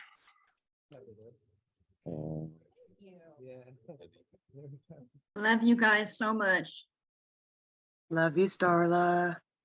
Sal. I just want to say something about Clive really quickly. I just think that I'm sure everyone can relate that's ever talked to Clive, but every single time that you talk to Clive, even if you didn't know that you needed help, he was able to say something wise. I believe that almost everything that came out of Clive's mouth was wise, and he's helped me spiritually and emotionally more than anyone I can say has ever helped me. And I consider him my spiritual hero. And yeah, I just wanted to say that and rest in peace. Thank you, Kristen. I too am gonna miss him so very much. He was the funniest man I'd ever met, the most loving. And I miss you all. God bless you all. God bless you, Clive, and your memory. It's an honor to be here. Thank you all very much.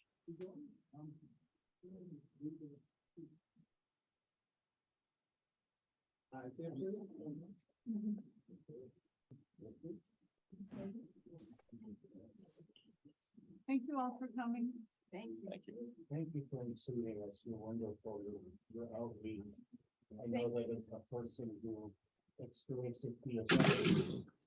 Thank you for letting me be a part and my family to watch. And it was important for my children to see this today. It'll never be forgotten, and we'll make sure of that. And that's our job, is to make sure this is never forgotten and no one is forgotten. So thank you guys. God bless. We love you all. This is coming from Oklahoma. Thank you. Love you guys. God bless. I don't think everyone just talking. I love that. Thank you so much. You know, I Deep feel breath. privileged. I feel privileged to know you guys and to be able to do my part to share the truth. And I think that everybody that in your group, well, that's what we do. We try so hard to protect you and put a bubble around you and just keep the truth going. And we just love you guys so much. Have a picture with us. Come on.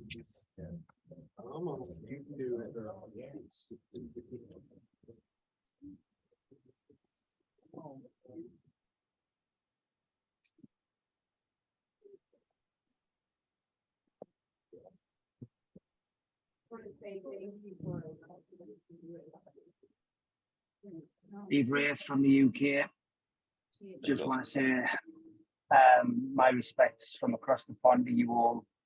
David, we've had a few conversations, but I followed your story for many years and just want to pay my respects to you, the survivors, and everyone who lost their lives. Respect from the UK 30 years on. God bless you all. Yeah, we need photos too, but we're too busy to take them. I know we're not, y'all sell those, but y'all raising money for shirts. Yes, these are for. Yeah, the shirts are Go on the website. Waco Survivors website. Waco Survivors. Thank you. Start on. This is the newest. And that's the newest one. And we all should go purchase off the website. So, And on the back, this is the Clive Doyle. With the Clive Doyle, the last thing he said publicly, which was this: love everyone with all your hearts. I can't even wear it, dude. They don't have one of my size. I can't wear my own shirt, dude. I was working on it. Listen, I thought I was going to be 50 pounds lighter for this thing, but it didn't happen. That's always the story. Yeah. always. What are we doing afterwards? This is the circle. All right, so we stop now. I have Thank you guys. one question while you guys are all together, if you don't mind. Sheila's aunt. Sheila, I'm her niece, she's my aunt, and we're so happy that we came from California. We're so happy, me and my fiance, we came from California to see the love that you guys all continue to share through this tragedy. We're responsibly. If I could just have you each just give one last comment about after seeing everybody and all the support and teaching us all about the truth.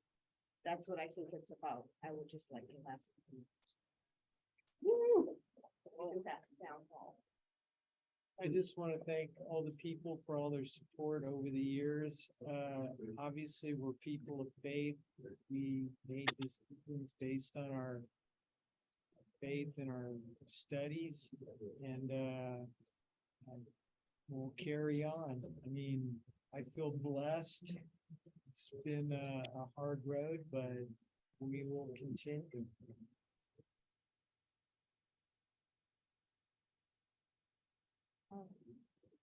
I just want to say thank you for letting me be here. I left the group in 1992 and I watched this with everybody else. And I'm just glad I could be here today. How'd y'all get my room? What's the question? This your final thoughts. Final thought. Seeing everyone today, your final thought, and let's all give David I Thibodeau. always needed a wing. I'm documenting everything, and I just think that the rest of the world needs to see what you guys all, have kept together, and that's the importance. I wanted to disappear while the siege was going on, and my mother made sure that would never happen because he was down there being on every single show. So I'm like, okay. So apparently I can't just get out the back door of this thing. So here I am. I only wrote a book because I was so angry at how everyone was represented. Like they were calling this guy, he was America's most wanted for a while. It's the nicest guy I've ever known. I mean, it's just the salt of the earth. It's like how everyone was being so represented, just the demonization, the word cult, all these, that not the people that I knew. I was turning the TV on. I'm like, that they got it wrong. They have it completely wrong. So I started writing. I was so angry. And literally, had they been nicer, I probably never would have written a book. But that's it. People were just so mean, nasty, and lies were being treated as being truthful. Oh, we didn't shoot the dogs. We wanted the dogs with fire extinguishers. No, you didn't. You came in shooting the dogs. That was the first aggressive act you took. And then every step of the way was an aggression on perpetrated by the ATF and the FBI. Aggressive. That was it. I wrote a book. That's why we're here. That's why, I don't get the last word. They don't deserve it. They don't deserve, liars don't deserve to have the last word.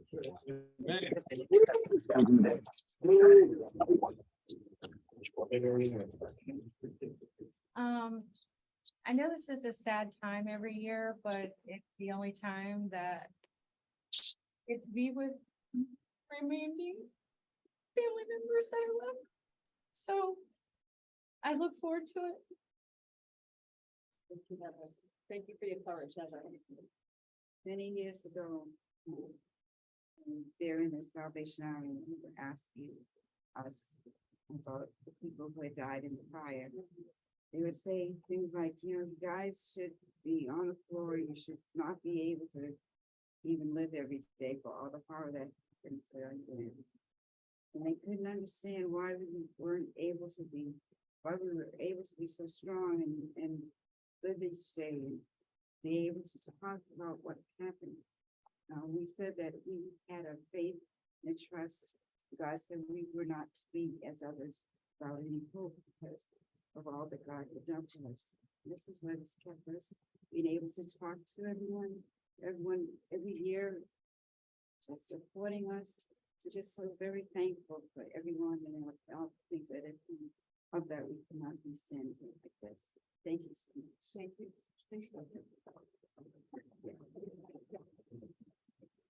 After 30 years of listening to words like compound being said about my home. It's these events and the time spent with people that I love dearly that help me survive, help me go on. Because lies is a small word, but it hurts bad. And even when we were still at Mount Carmel under siege, we could hear these things being said about us at the podium by Jeff Jamar and Bob Ricks. And we're like, how do they even come up with these things? Where do they get this idea that they can call our home a compound even? By the way, guys, I'm not a mighty man. I'm a woman. Always have been. And I think that these people here know me and understand that without having to ask questions, without having to say, would you ever? Like, it's our faith that brought us here. And I'm sorry, but when you can turn your life over to God and do and live and be everything that you believe you need to be for your God, that is the most amazing feeling ever. And I've had kids, grandkids, glorious times in my life. Nothing has ever been as powerful as turning your life over to God and doing it with 150 other people. Amen. That I love dearly. Thank you. May I say something? Really go off here. I want to commend you, David,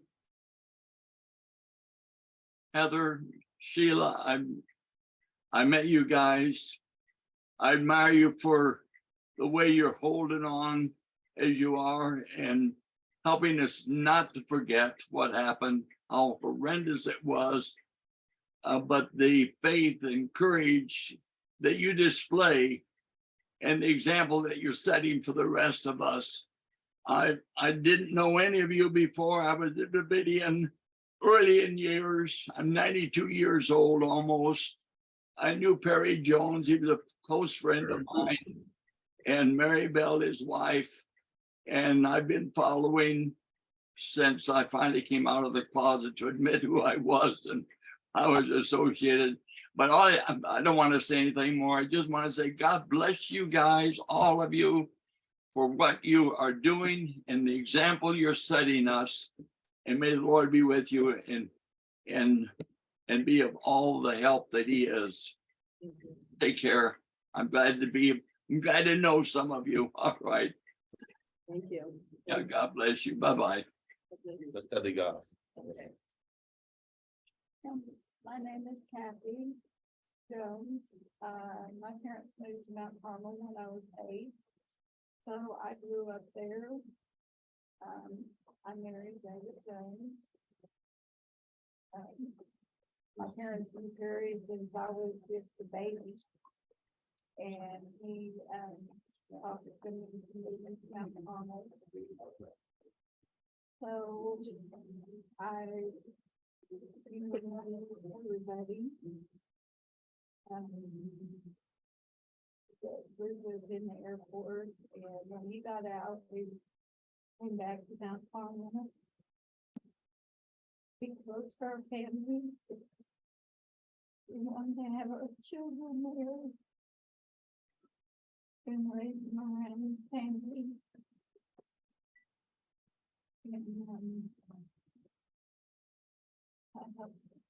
And out there, a lot of the kids out there, when I was, getting older. I had to help them with a lot of babies out there. And it's hard to see them. And they're no longer here for no reason. They were just innocent children, just like I was when I moved there. And there was no reason for anyone to die.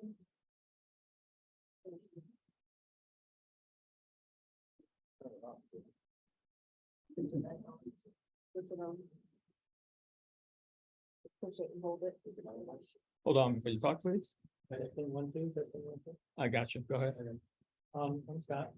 One thing I love about like Pepper Center, for us, this is a sad time. Because anything similar to this. But what makes it not so sad is actually getting to see old friends and family. We live all over the place.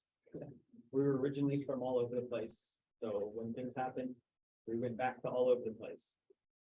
So this is something that allows us to come together and spend some time with each other.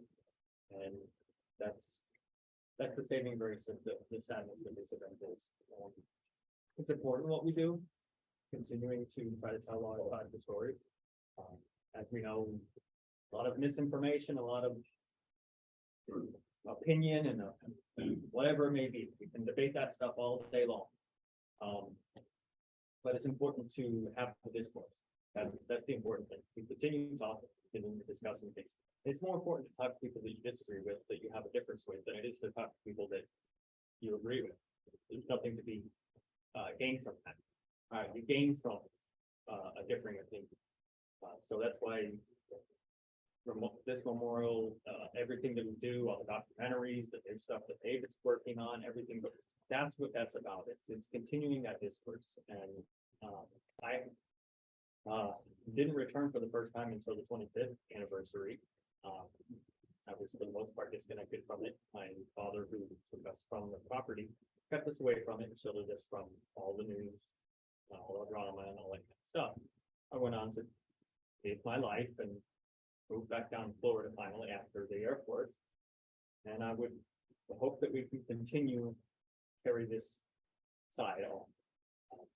I know a lot of our elders are getting up in years.